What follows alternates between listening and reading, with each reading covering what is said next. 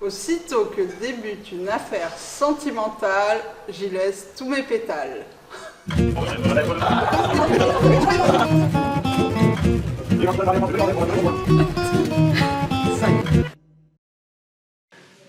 Hey! Aujourd'hui, on accueille Stéphane Pacchiano, un musicien qui a joué dans des groupes mythiques comme Joli Garçon, Bruit de couloir, Cadavreski. Et aujourd'hui, c'est lui qui soutient Georges. Et ouais, c'est moi qui soutiens Georges. Donc, je suis venu à Sète pour le soutenir parce que maintenant j'habite plus Sète. Je suis natif de Sète à l'origine. J'ai passé 24 ans de ma vie ici.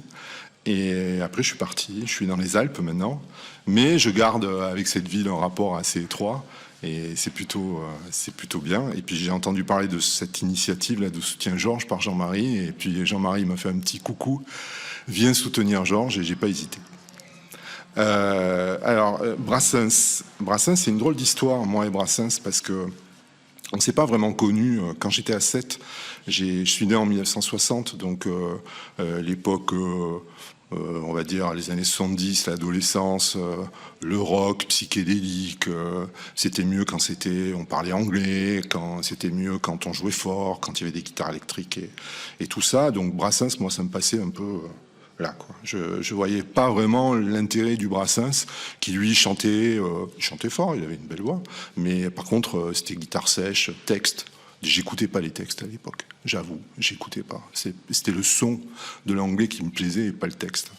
Et puis voilà, on est passé à côté. Ma famille, c'est pas une famille sétoise d'origine, donc il n'y avait pas de vénération, il n'y avait pas de culte brassensissime qui était porté à la maison. Et je suis parti. Et j'avais toujours pas rencontré Brassens. Je savais que ce monsieur existait, qu'il était par là, mais je l'avais pas rencontré. Et quand on se trimballe avec une guitare et qu'on dit qu'on vient de Sète, forcément, les gens, ils nous disent « Ah bah alors, si tu viens de Sète, tu sais jouer du Brassens. » Ça, c'est un peu obligatoire. Et moi, je savais pas jouer de Brassens. Donc j'étais un peu marrant.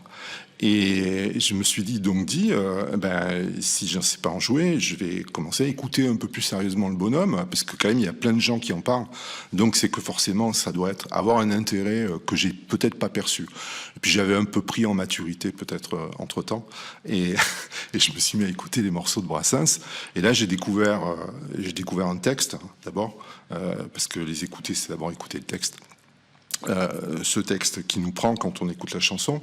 Et puis j'ai découvert un truc qui était très très étrange chez Brassens, c'est qu'une fois qu'on avait fini d'écouter le texte, on sortait du morceau avec l'air qu'on n'avait pas forcément perçu quand on écoutait la chanson. On avait bien compris que c'était un peu entraînant et tout, mais c'est l'air qui restait dans la tête, peut-être les deux phrases du refrain qui accrochent, mais le texte, on s'en souvenait plus trop, mais par contre l'air, on s'en souvenait super bien. Et donc, il a fallu le temps, à un moment, de prendre une guitare et de s'amuser à jouer du Brassens. Et là, je me suis dit, bon, vu la musique qu'il fait, ça doit être super facile de jouer du Brassens. Et en fait, pas du tout. Là, j'ai découvert que c'était un univers assez étonnant, avec des successions, alors c'est pour musicien un peu ce que je vais dire, mais avec des accords, des harmonies qui étaient très particulières. Et il a sa manière à lui d'amener les transitions. Il a quelque chose d'un peu particulier qui était compliqué. Et je me suis dit, ça, c'est encore plus balèze parce que non seulement il fait des mélodies qu'on retient, mais il fait aussi des successions d'accords qui le caractérisent un peu et qui sont intéressantes. Ensuite, je me suis dit, c'est assez étrange parce que quand on joue du Brassens à la guitare, c'est un peu compliqué. Parce que justement, il fait des transitions, beaucoup de transitions, et ces transitions, il les construit pas sur la guitare. Ça se voit parce que on est obligé de passer en fait d'un accord à un autre avec des positions un peu bizarres. Et en fait, c'est qu'il composait au piano, Brassens. Souvent, il faisait des accords au piano. Donc, au piano, c'est bien parce que c'est visuel. On arrive à Si on descend, on pousse la main vers la gauche, et si on veut monter, on pousse la main vers la droite. Donc si on veut faire un accord de La, par exemple, eh ben, on fait un La, Do dièse, Mi, et si on veut faire une petite transition, on va basculer le La sur le Sol dièse. Et ça, c'est super facile à faire en piano. À la guitare, c'est la galère. Et on retrouve, je pense, dans ces compositions, un peu cet esprit-là de transition, de descente, de trucs qui fait que ça peut couler de source, mais ça coule pas de source quand on le joue à la guitare. Brassens, ces morceaux, il les bossait extrêmement. On sait qu'il bossait énormément les textes. Il a mis des années à finir des textes. J'ai lu quelque part, je ne sais pas si c'est vrai, mais j'ai lu que Supplique pour être enterré sur la plage de Sète, il a mis 10 ans à le finir. 10 ans parce qu'il n'arrivait pas à trouver la chute. Et donc ce morceau, il est resté dans les cartons pendant 10 ans. Et les musiques, il faisait la même chose. Il bossait beaucoup ses musiques, et en fait, il bossait avec beaucoup de musiques différentes. Il essayait beaucoup de choses. Et je me dis que Brassens, finalement, c'est un artiste artisan, en fait, complètement. C'est un type, il crée ses paroles, il crée sa musique, il faisait quasi tout lui-même. Moi, des fois, je pense à lui comme un modèle d'homme musical. Quand je travaille, je fais aussi les paroles et je fais aussi les chansons, les musiques maintenant. Et je me raccroche à lui, non pas pour faire du Brassens, mais pour me dire, il y a un monsieur, un jour, il a cru suffisamment en sa musique et en ses textes pour pouvoir les porter, les travailler seul, parce qu'il a été seul pendant bien longtemps à travailler tout ça. Et voilà, c'est une petite lumière qui s'allume. Et rien que pour ça, je voudrais lui dire merci, monsieur Brassens. Et je te soutiens, Georges.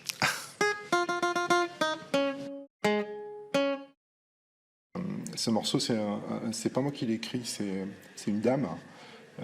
C'est la maman de ma femme, et qui était poétesse. J'aime bien ce mot, poétesse, parce qu'elle écrivait des belles choses. Et elle a écrit un texte qui s'appelle Le Gisant. Et c'est un texte que j'ai décidé de prendre et d'adapter en musique. Et ce texte. Je suis tombé dans ma mémoire comme une pierre au fond d'un trou. Je me suis perdu dans le noir et je me suis tordu le cou. Tordu le cou. En chutant la tête la première, j'ai renversé tout le décor. J'ai mis le monde sur l'envers, le sud à la place du nord, le sud à la place du nord. Et sur le dos comme un gisant, je suis couché au fond du puits. Je n'ai plus d'après ni d'avant, et je ne sais plus qui je suis, qui je suis. Pendant ma chute, j'ai cru voir des dinosaures au ventre nu, des cavaliers vêtus de noir, des jeunes filles aux pieds menus, aux pieds menus. Du mauvais côté du miroir, en tout petit, je me suis vu, cheveux courts et habillé noir, je ne me suis pas reconnu, je ne me suis pas reconnu. Et sur le dos comme un gisant, je suis couché au fond du puits. Je n'ai plus d'après ni d'avant, et je ne sais plus qui je suis, qui je suis. Après la robe de ma mère, j'aurais voulu me retenir, mais elle est devenue poussière avant que j'aie pu la saisir, pu la saisir. Des mille et un bras de mon père, pas un seul n'a pu m'arrêter. Je tombe, un homme à la mer, seul face à l'éternité, seul face à l'éternité. Et sur le dos, comme un gisant, je suis couché au fond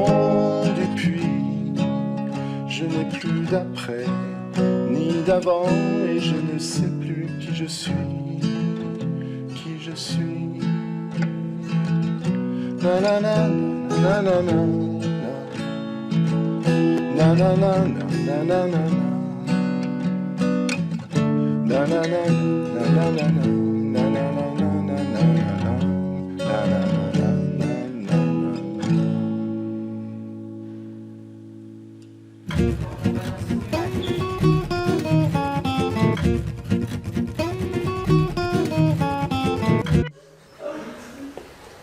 J'avais 18 ans, tout juste quittant ma ville natale. Un beau jour au guet, je vais débarquer à la capitale. Un petit coin de paradis contre un... Non, c'est pas ça. Un petit coin de parapluie contre un... Non, par rapport. Oh là là. Un petit coin de parapluie contre un coin de parapluie... Non, de paradis. Un petit coin de parapluie contre un coin de parapluie. Un petit coin de parapluie. Un petit coin de paradis. Oh purée. Un petit coin de parapluie contre un coin de paradis. Ça chatouille le nez. Merci. Attends, elle est décollée, ma moustache. Une jolie fleur dans une peau de vache, une jolie vache déguisée en fleur, qui fait la belle et qui vous attache, puis qui vous mène par le bout du cœur.